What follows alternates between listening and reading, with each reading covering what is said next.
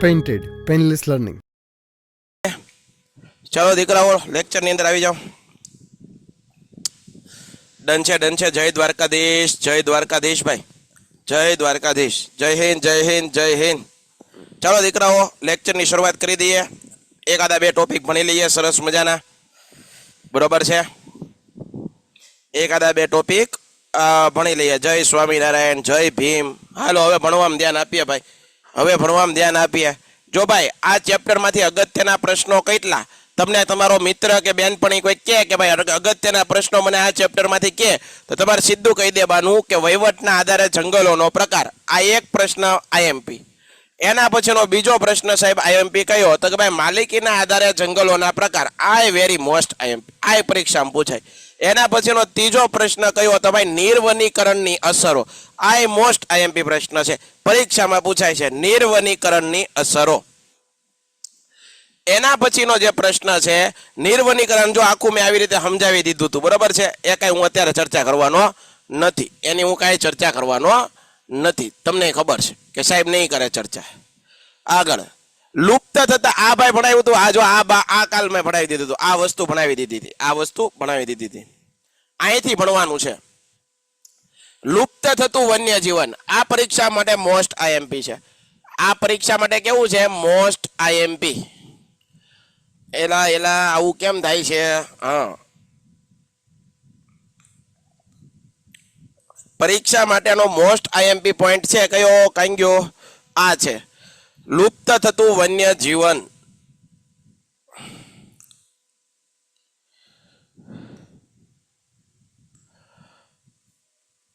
Most IMP પ્રશ્ન.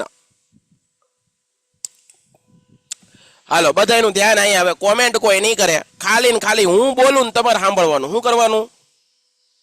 જય મેલડીમાં બધા ભગવાનને મારા વંદન છે, તમને પણ મારા વંદન છે.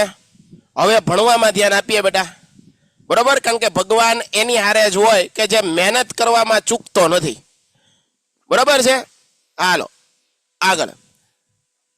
લુપ્ત થતું વન્યજીવન. જો તમને અહીંયા સ્ક્રીન ઉપર ઘણા બધા પ્રાણીઓ દેખાય છે. આ મગર છે, બરોબર? આ કોઈક જગ્યા પક્ષી છે, બરોબર છે. આ બરોબર બતક છે, બરોબર છે, બગલો છે. આવા ઘણા બધા પ્રાણીઓ છે, પક્ષીઓ છે, એના તમને ચિત્ર દેખાય છે. હવે ભાઈ આ પ્રાણીઓ લુપ્ત થઈ જવાનો મતલબ હું? પેલા મતલબ સમજવાનો મારા દીકરાઓ. પેલા કોઈ પણ વસ્તુનો છે ને મીનિંગ સમજી જાવ ને તો એના વિશે લખી શકો. લુપ્ત થઈ જવાનો મતલબ એમ, તમે ઘણી વખત મસ્તીમાં કહેતા હોય આ તો મારો બેટો લુપ્ત થઈ ગયો, પૌણી ગયો, પછી ભાઈબંધ પૌણી ગયો, પછી આવતો જ નથી બેઠવા, લુપ્ત થઈ ગયો. લુપ્ત થઈ જવાનો મતલબ હું? પેલા દેખાતા હતા હવે દેખાતું નથી, પેલા દેખાતું તું હવે દેખાતું નથી. શું દેખાતું તું તો કે ભાઈ પેલા પક્ષીઓ હતા, એ પક્ષીઓ અમુક પક્ષીઓ આજે જોવા મળતા નથી. પેલા પ્રાણીઓ અમુક જોવા મળતા, એ પ્રાણીઓ આજે જોવા મળતા નથી. પેલા જીવજંતુ અમુક જોવા મળતા, જે આજે જોવા મળતા નથી. એનો મતલબ થાય લુપ્ત થઈ જવું. પેલા જોવા મળતું પણ આજે નથી જોવા મળતું. કોની બેદરકારીથી? મારી ને તમારી.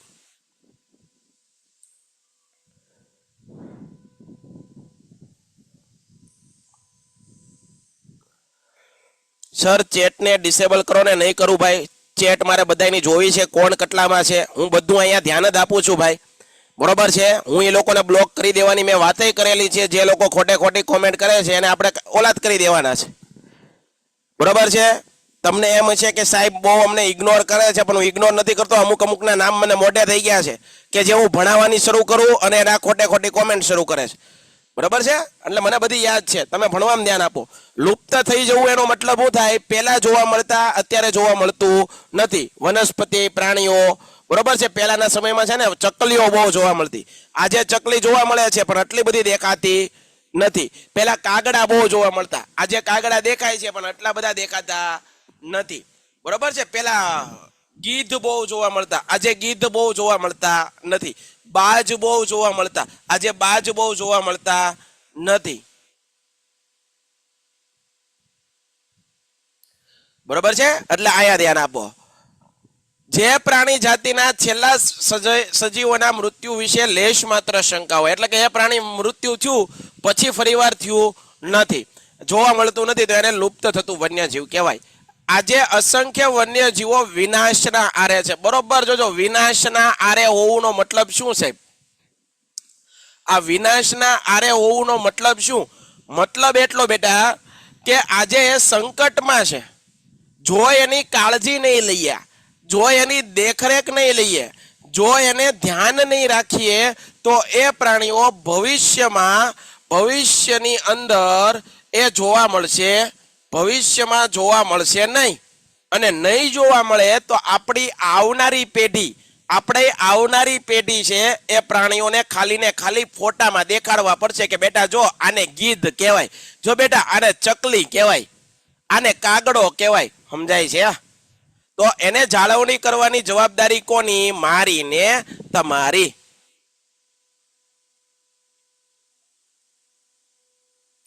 ડન છે? આગળ એ સમયગાળામાં ગત સદીની શરૂઆતમાં વાઘ સમગ્ર ભારતમાં જોવા મળતા. જુઓ, વાઘ આપણા આખા ભારતમાં જોવા મળતા હતા અને ગુજરાતમાં પણ વાઘ હતા. ડાંગના જંગલોની અંદર વાઘ જોવા મળતા ભાઈ. બરોબર છે? પણ આજે ગુજરાતમાંથી વાઘ છે, ગુજરાતમાં વાઘ જોવા મળતા નથી. ગુજરાતમાંથી વાઘ તો શું થઈ ગયા? લુપ્ત થઈ ગયા સાહેબ, લુપ્ત. પેલા દેખાતા હતા, અત્યારે દેખાતા નથી. પેલાના સમયમાં દેખાતા હતા, આજે દેખાતા નથી. સર ગીરમાં પણ હતા ને, પેલા વાઘ જોવા મળતા, આજે નથી. બરોબર છે? બરોબર છે? તો હું કીધું પેલા ભારતમાં જોવા મળતા, આજે માત્ર ને માત્ર મધ્યપ્રદેશ અને પશ્ચિમ બંગાળ અને હિમાલય આ 3 રાજ્યની અંદર જ વાઘ જોવા મળે. તમે એમ કહેશો સાહેબ અમે જુનાગઢ ગયા ને ફરવા, તો ત્યાં અમે શક્કરબાગમાં ગયા હતા અને શક્કરબાગમાં અમે વાઘ જોયા હતા. અને તમે એમ કહો ગુજરાતમાંથી વયા ગયા, તો બેટા મ્યુઝિયમ હોય ને, મ્યુઝિયમ અથવા તો શક્કરબાગ ઝૂ હોય ને, એની અંદર બહારથી પ્રાણીઓ લાવે. બરોબર છે? એવું જરૂરી નથી અહીંના જ હોય, બહારથી પણ લાવે. ડન છે?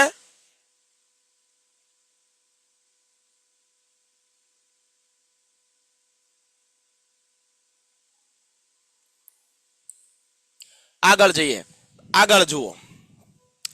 એ સમયગાળામાં ગુજરાતની અંદર ઈડર જે સાબરકાંઠામાં આવ્યું છે ત્યાં જોવા મળતા, અંબાજીમાં જોવા મળતા, અંબાજી ખાતે, દાંતા બનાસકાંઠાની અંદર પણ વાઘ જોવા મળતા. આજે ગુજરાતના જંગલોમાંથી વાઘ સંપૂર્ણ નાબૂદ થઈ ગયા, વાઘ જોવા મળતા જ નથી. યાદ રાખજો, કઈ જગ્યાએ જોવા મળે છે? મધ્યપ્રદેશ, પશ્ચિમ બંગાળ અને હિમાલયમાં. આજે ભારતના જંગલોમાંથી ચિત્તો લુપ્ત થઈ ગયો છે. ચિત્તો આખા ભારતમાં કોઈ જગ્યાએ નથી જોવા મળતો. છતાં તમે એમ કહો સાહેબ શક્કરબાગમાં છે કે કોઈ ઝૂ છે, કાંકરિયા તળાવ અમે ઓલા ઝૂમાં જોવા ગયા પ્રાણી સંગ્રહાલયની અંદર, તો પ્રાણી સંગ્રહાલયની અંદર એક પિંજરામાં ચિત્તો હતો. ભાઈ ચિત્તો બહારથી લાવ્યા હોય, ચિત્તો છે બહારથી લાવ્યા હોય. અગાઉ ભારતના જંગલોમાં મળતી પક્ષીઓની અનેક જાતો ભાગ્યે જ જોવા મળે છે. જેમ કે ગીધ, આ ગીધ પેલા બહુ જોવા મળતું, આજે નથી જોવા મળતું, ભાગ્યે કઈક જોવા મળે. ગુલાબી ડોક વાળી બતક, જો આ બતક પણ બહુ નથી જોવા મળતા. સારસ, ઘુવડ વગેરે પક્ષીઓ આજે સંકટમાં છે. પેલા જોવા મળતા, આજે નથી જોવા મળતા. અરુણાચલ પ્રદેશમાં એક સમયે મોટી સંખ્યામાં જોવા મળતા મોટો ચિલોત્રો, આ ચિલોત્રો આજે જોવા મળતો નથી. આપણે નથી જોયો પણ આ ચિલોત્રો પક્ષી છે. નદીઓના મીઠા પાણીમાં જોવા મળતી મગર, મગરની જાતિ પણ આજે જોવા મળતી નથી. ડોલ્ફિન પણ બહુ ઓછી જોવા મળે છે. ઓડિશા, ગુજરાતમાં સમુદ્ર કિનારે રેતીના તટે ઈંડા મૂકવા આવતા સમુદ્રી કાચબાઓની સંખ્યા ઘટતી જાય. ગુજરાતમાં નર્મદા, તાપી, મહી, સાબરમતી નદીઓમાં જળ બિલાડી લુપ્ત થઈ ગઈ છે. જળ બિલાડી શું થઈ ગઈ છે? લુપ્ત થઈ ગઈ છે. તો આ પ્રશ્ન કેવો છે? પેન્ટેડ એપ્લિકેશન ધોરણ 6 થી 12ના વિદ્યાર્થીઓ માટે અપડેટ થઈ ચૂકી છે. આ એપ્લિકેશનમાં શું છે? બધા જ વિષયના વિડીયોઝ છે. ગુજરાતની બેસ્ટ ફેકલ્ટી દ્વારા લાઈવ લેક્ચર્સ છે. આઈએમપી પ્રશ્ન છે, ટેસ્ટ સિરીઝ છે અને ગુજરાતના તમામ વિદ્યાર્થીઓ સાથે તમે તમારી કમ્પેરિઝન કરી શકો છો. ગેમિફિકેશન છે અને બીજું ઘણું બધું. તો તમે એપ્લિકેશન ડાઉનલોડ ન કરી હોય તો ડિસ્ક્રિપ્શનમાં લિંક આપી છે, હમણાં જ પ્લે સ્ટોર ઉપર જાઓ અને એપ્લિકેશન ડાઉનલોડ કરો. ઘરે બેઠીને સરસ મજાનું ગુજરાતની જોરદાર ફેકલ્ટી સાથે ભણો, સારા માર્ક્સે પાસ થાઓ. જંગલોના વિનાશના કારણો શું? જંગલો છે એ વિનાશ થઈ રહ્યા છે તો એનું કારણ શું? હાલો આપણે એના કારણ જોઈ લઈએ. જંગલોના વિનાશના કારણો શું? તો પહેલું કારણ છે જંગલોની ઘાસભૂમિ જળપ્લાવિત ક્ષેત્રોમાં માનવીની પ્રવૃત્તિના કારણે વન્યજીવોના કુદરતી રહેઠાણ.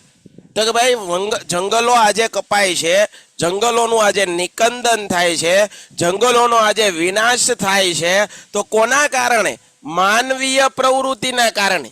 કોની કારણે? માનવીય પ્રવૃત્તિ. હવે માનવીય પ્રવૃત્તિ એટલે કેવી પ્રવૃત્તિ સાહેબ?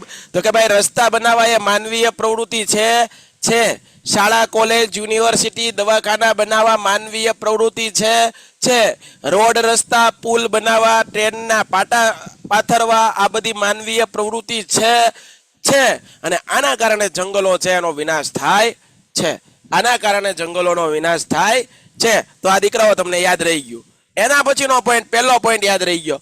આગળ, જંગલોનો વિનાશ પ્રાકૃતિક અસંતુલન માટે સૌથી કારણભૂત છે. સ્વાભાવિક છે, સંતુલન નહીં રહે. પર્યાવરણ, જંગલો જો કાપી નાખવામાં આવશે, જંગલો જો વિનાશ કરવામાં આવશે, જંગલોનું જો નિકંદન કરવામાં આવશે તો પર્યાવરણનું સંતુલન નહીં લે. કેમ સંતુલન નહીં રહે? તો કે ભાઈ આપણે માનવ વસ્તી દિવસે દિવસે વધતી જાય. હવે માનવ વસ્તી શ્વાસમાં ઓક્સિજન લે છે, જે કોણ આપે છે? જંગલો દે છે, વૃક્ષો દે છે. હવે ઓક્સિજનના બદલામાં આપણે શું દઈએ છીએ?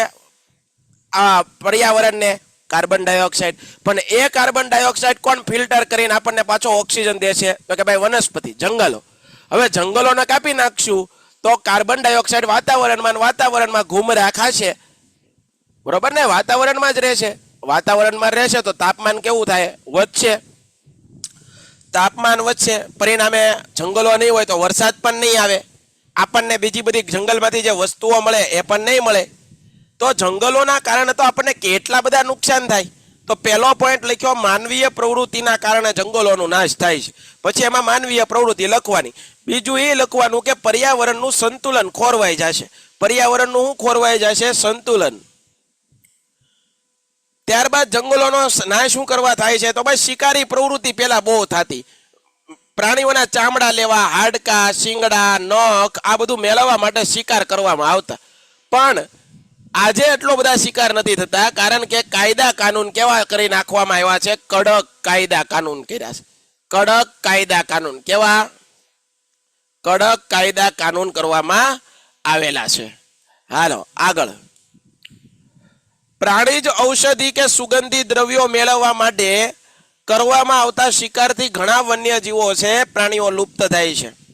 એના પછી ખેતી માટે વધુ જમીન. તમને ખબર છે વસ્તી વધે તો માણસને અનાજ પૂરું પાડવા માટે ખેતી પણ કરવી પડશે. તો ખેતી કરવા કઈ ખેતી જંગલમાં થાય નહીં, જમીન કરવી પડે. તો જંગલો કાપીને ત્યાં જમીન કરવામાં આવે. ઉદ્યોગો સ્થાપવા, રહેઠાણો બનાવવા, આ બધામાં જંગલોનો નાશ કરવો પડે છે. બહુહેતુક યોજના, નહેરનું નિર્માણ કરવા, ખનીજનું ખોદકામ, નવી વસાહત, શહેરનું વિસ્તરણ આ બધું કરવા માટે જંગલોની જરૂર પડે છે. બળતણ, ઘાસચારો, પશુ ચરાણ માટે પણ જંગલો કાપવામાં આવે છે. જંગલમાં લાગતી આગ ઘણા પ્રાણીઓને ભરખી જાય છે. બચ્ચા ઉછેરવામાં કે ઈંડા સેવવા સમય દરમિયાન આગ લાગી અને પ્રાણીઓની સંખ્યામાં ઘટાડો થાય છે. પોતાના કુદરતી રહેઠાણો નષ્ટ થવાથી પ્રાણીઓ બેઘર થઈ જાય છે, આશ્રયનો છીનવાઈ જાય છે. આ પણ મેં તમને ભણાવ્યું. હાલો, તો આ પ્રશ્ન પણ અગત્યનો છે.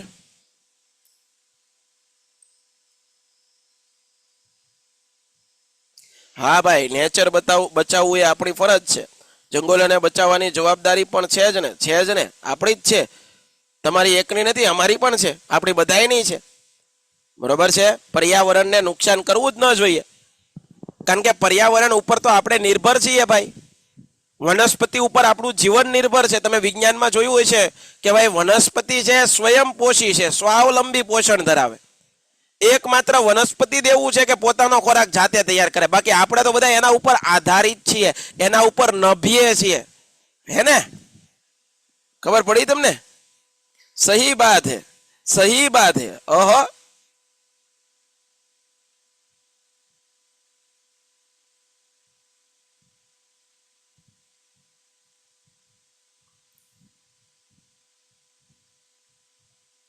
જો ભાઈ આપણી વચ્ચે ઈડર થી કોણ છે? જુઓ, ચેમ્પિયન ઉત્સવભાઈ ઈડર થી. બરોબર, ઈડર થી આપણી વચ્ચે છે, તો એ ભાઈને ખબર હશે.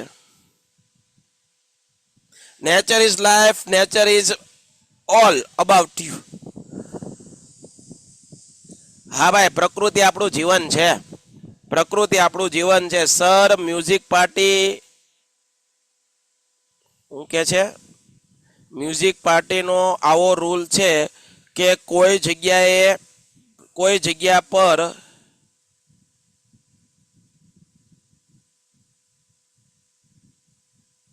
કઈ સમજાણું નહીં મને.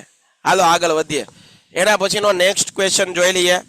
વન્યજીવોના રક્ષણ માટે આપણે શું કરવું જોઈએ? ભાઈ, વન્યજીવોના રક્ષણ માટે શું કરવું જોઈએ એ આપણે પ્રશ્ન ગોખવાનો હોય કે આપણી રીતે આપણે સમજતા આવ્યા છીએ આજ સુધી એ રીતે લખવાનો હોય?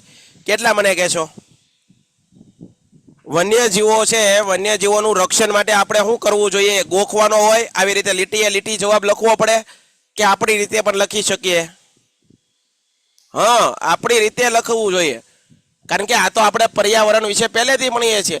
જંગલોને રક્ષણ કરવા માટે આપણે શું કરવું જોઈએ? તો કે ભાઈ, પડતર જમીન ખાલી જગ્યામાં વૃક્ષો વાવશું.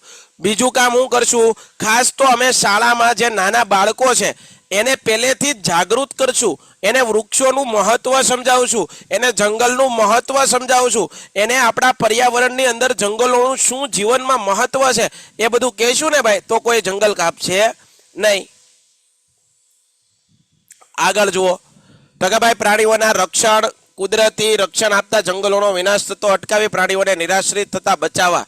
કે ભાઈ, જંગલો કાપશું તો પ્રાણીઓના ઘર છીનવાઈ જશે, અને પ્રાણીઓના ઘર છીનવાઈ જશે તો એ આપણે માનવ વસ્તી છે એના તરફ આવશે, અને માનવ વસ્તી તરફ આવશે તો આપણને નુકસાન પહોંચાડશે. આગળ જોઈએ. બરોબર છે. અમુક લોકો છે ને આમાં અમુક ચર્ચાઓ જ કરે છે. અમુક લોકોને ચેપ્ટરથી કાંઈ મતલબ જ નથી. કોને કોને ખબર? ચેમ્પિયન ભાઈ, જેમિલ, આ બધા અમુક લોકો છે એ લોકો અંદરો અંદર શું કરે છે? ચર્ચાઓ કરે છે. એને લેક્ચરમાં કાંઈ રસ છે નહીં.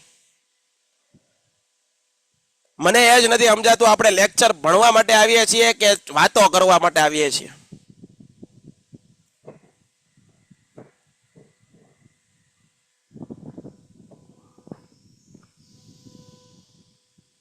મને ઘણીવાર મને અબ્બાસ સર કહે છે કે સાહેબ તમે કોમેન્ટમાં કેમ ધ્યાન નથી દેતા? આ તમને આજ રિયલ વાત કહું છું, મારા દિલની અંદર જે વાત છે ને કહું છું. અમે આખો દિવસ કેટલી જગ્યાએ ભણાવતા હોય, કેટલી જગ્યાએ અમુક ટોપિક ભણાવતા હોય ને ત્યારે સાહેબ છે એનો મગજમાં એ ટોપિક હાલતો હોય. મેં સાહેબને કીધું કે ભાઈ અમુક જે અમે કોમેન્ટો જોઈએ ને તો અમે જે ભણાવવું હોય ને ભણાવવાનું ભૂલી જઈએ છીએ. છોકરાઓને કિંમત જ નથી. છોકરાઓને આટલી ખબર નથી પડતી કે સાહેબ એનું પરફોર્મ કરતા હોય છે. એ બરોબર ભણાવતા હોય તો એને ડિસ્ટર્બ ન કરાય, એને ટોપિક ભૂલાઈ જાય, એને ટોપિક ડાયવર્ટ થઈ જાય. એક આ વર્ડ બહુ સરસ મજાનો છે, સોરી. જેને હોય ને સોરી બોલતા આવડી ગયું છે, એટલે આ પણ સોરી કેવું પડે એવું કરો છો. હું કરવા? હું હજી પણ સારું ભણાવું, મને તો ખબર છે હું સારું ભણાવું છું, પણ સારું ભણવા વાળા નથી તમે. હું તો આનાથી પણ વધારે ભણાવવા માંગુ છું, પણ મને જેટલો ટાઈમ મળે છે ને એ ટાઈમમાં વધારે કોમેન્ટો વાંચવામાં બગડી જાય છે. તો કે ભાઈ, જંગલો માટે શું કરવું જોઈએ? પ્રાણીઓના આશ્રય છીનવતા રોકવા પડશે. પ્રાણીઓના ઘર છે. જંગલોમાં તૃણભક્ષી માંસાહારી પ્રાણીઓ છે એની સંતુલન જાળવી જોઈએ. જો તમે વિજ્ઞાનની અંદર આહાર કડી જોઈએ છે, ઘાસ ખાતા પ્રાણીઓને માંસ ખાતા પ્રાણીઓ ખાય, માંસ ખાતા પ્રાણીઓને કોણ ખાય? ઉચ્ચ માંસાહારી પ્રાણીઓ ખાય. એ આખી સાયકલ ભણીએ છે, એને કહેવાય આહાર કડી. શું કહેવાય? આહાર કડી. વિજ્ઞાનમાં આવે ભણવાનું.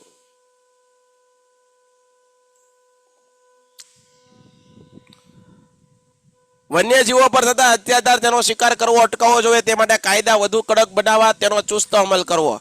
જંગલોના ક્ષેત્રમાં થતા ગેરકાયદેસર ખનન કાર્ય એટલે હું? જંગલોમાંથી ચંદન હોય તો ચંદનનું લાકડું ચોરી લેવું, બરોબર છે. સાગ હોય, સીસમ હોય, આવા કિંમતી લાકડાઓ હોય તો એને છીનવી લેવા, આવું બધું કામ થતું હોય છે અહીંયા.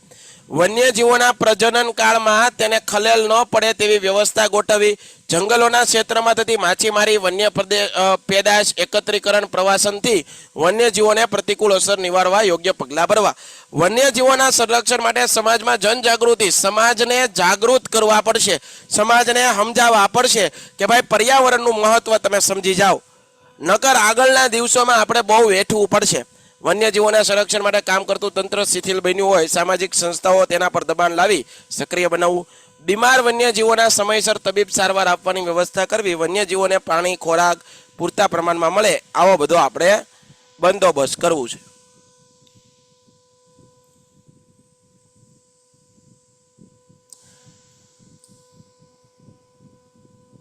મને વાતનો વાંધો એ નથી, પણ આપણે જે સૂચનાઓ આપીએ ને તોય તે અમુક લોકો એ હું સાબિત કરવા માંગે છે એ મને આ સુધી નથી સમજાતું. આપણે એને સમજાવીએ કે ભાઈ આ ન કરાય તો પણ એ વિદ્યાર્થીઓ કરે. મને ડન થાય છે. તો આજે આપણે કેટલી વસ્તુ કરી જો તમને પહેલા કહી દઉં છું. નિર્વનીકરણથી સ્ટાર્ટ કર્યું, જંગલોના વિનાશના કારણો જોયા, જંગલોના રક્ષણ કરવા માટે શું કરવું જોઈએ, બરોબર, જંગલોનું રક્ષણ કરવા માટે આપણે શું કરવું જોઈએ, આ બધી વાતો આપણે આજના લેક્ચરમાં કરી, બરોબર. એ પછીનો આપણો અગત્યનો મુદ્દો છે એ પ્રાણીઓની પરિયોજના, કે ભાઈ જે વન્યજીવ પ્રાણીઓ કે જે પ્રાણીઓ છે એ સંકટમાં છે એને બચાવવા માટે આપણાથી શું થાય, આપણે કેવા પ્રયત્ન કર્યો, એ ટોપિક હું તમને આવતા લેક્ચરમાં ભણાવીશ, બરોબર છે. આવતા લેક્ચરમાં આપણે ભણશું. તો ચાલો ફરીવાર પાછા મળશું આવતા સોમવારે. ત્યાં સુધી બધાને જય હિન્દ, જય ભારત, ધન્યવાદ. પેન્ટેડ એપ્લિકેશન ધોરણ 6 થી 12ના વિદ્યાર્થીઓ માટે અપડેટ થઈ ચૂકી છે.